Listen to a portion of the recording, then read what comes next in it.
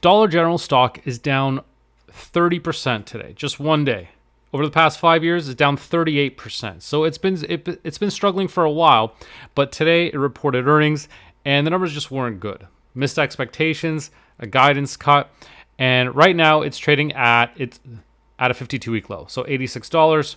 So new low for the year, but at a PE ratio of 12.6, it's looking like potentially could be a cheap buy, right? So if you're looking to invest for the long term, is this worth buying it? Does it look cheap? Or is this a classic value trap here? So let's take a look at its latest numbers.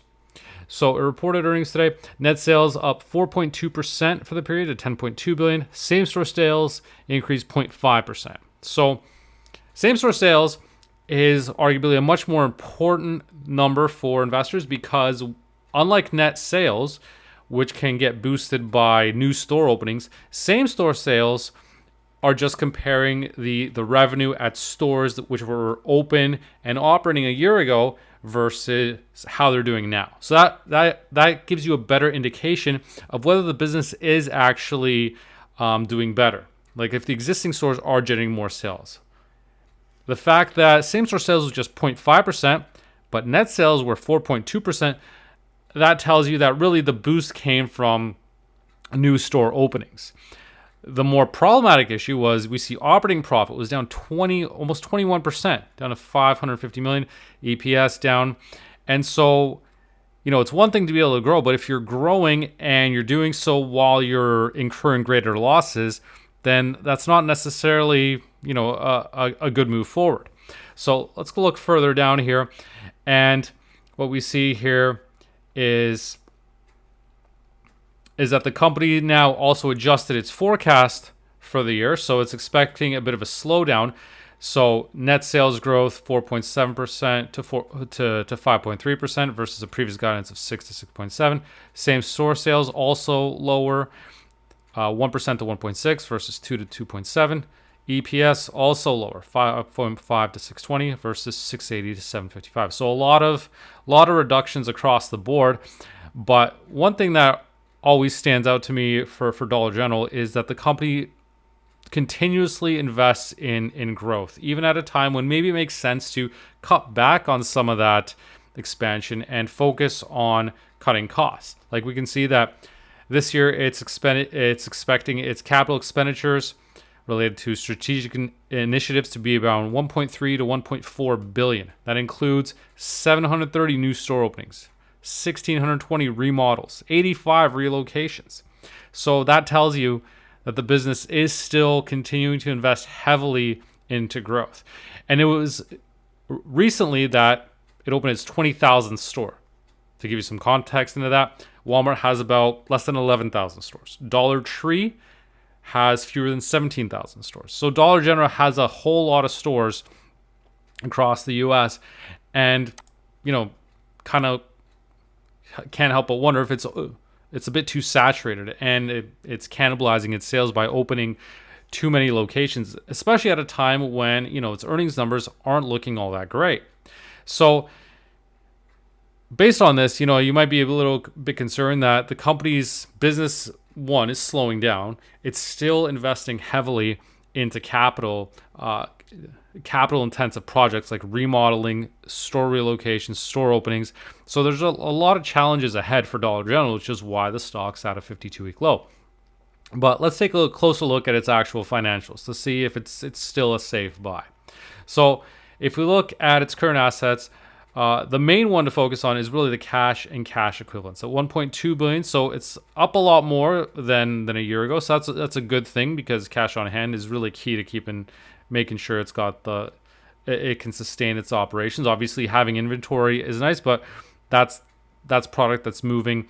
And, if it's not selling, it might have to mark that down. Prepaid expenses, current assets. Its total current assets about $8.7 billion versus $8.4 billion a year ago.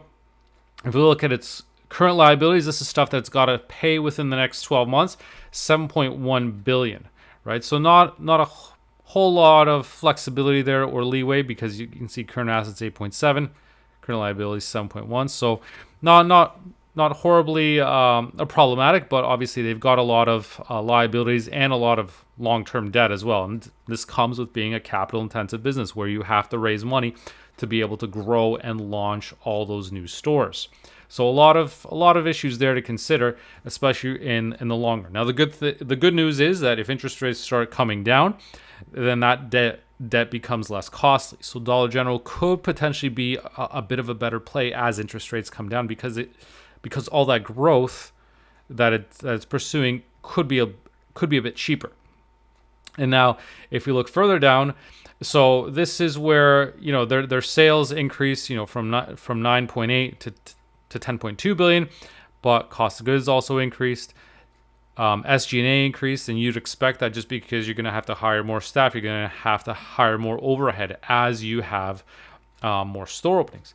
But the problem is that net income 3.66% of sales versus a year ago 4.79%. So what's the point of all that growth if your profits are getting squeezed along the way? So not terribly exciting in that sense. The one thing that I do find encouraging is that at least the company is generating a fair bit of cash. So cash from its operating activities almost 1.7 billion versus 726 million a year ago, and this is for the first half of the year. So overall, that's at least positive. That cash doesn't seem to be a problem for Dollar General. So that's a good thing. My main issues with the company though is I think it's just way too big. It continued to expand at a time when maybe it makes sense to cut down and to slow down and make operations more efficient. Because Dollar General's had a rough history.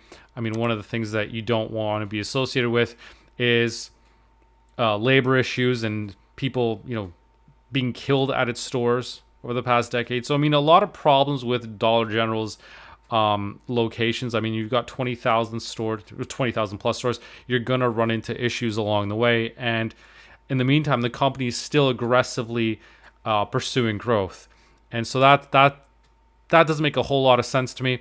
Another thing that doesn't make sense is the fact that it pays a dividend of 1.9%. So if it's a growth business, I'd expect that, get rid of the dividend if you want to focus on growth. If you want to be a dividend stock, fine, pay a dividend, but then slow that growth. Trying to do both, hasn't been working for Dollar General because dividend investors may not want to invest in a stock that, is aggressively growing.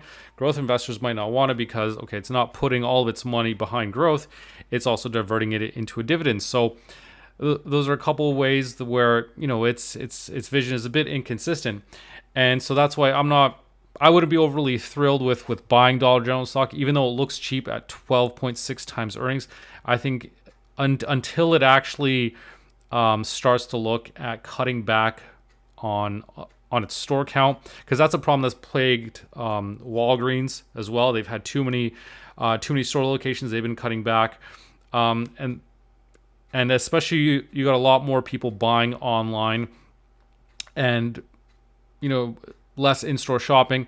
This is not a trend that's going to pay off well for Dollar General, I don't think, because if you look at it, it's continually investing in new stores. So here we've got their store count as of August 2nd. So 20,345 stores.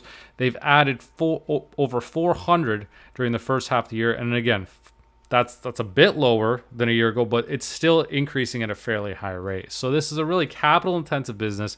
The margins are getting worse, and it's having issues with, saying that its customers are struggling financially. So you got to think that, if there's a possible recession heading into next year, or a slowdown in the economy, or things aren't at least getting better, then things could get even worse for Dollar General next year. So I wouldn't expect that the stock has hit a bottom, or that it's not going to go lower. So even if you are interested in this stock, I would wait it out, just because it could still slide further down, especially if heading into next year its numbers continually get worse, which it's already hinting that its customers are not doing well, that they are financially constrained, right? And so as long as that's the case, Dollar General is going to be even riskier of a buy than it's already been, between its low margins and its problem and its labor issues.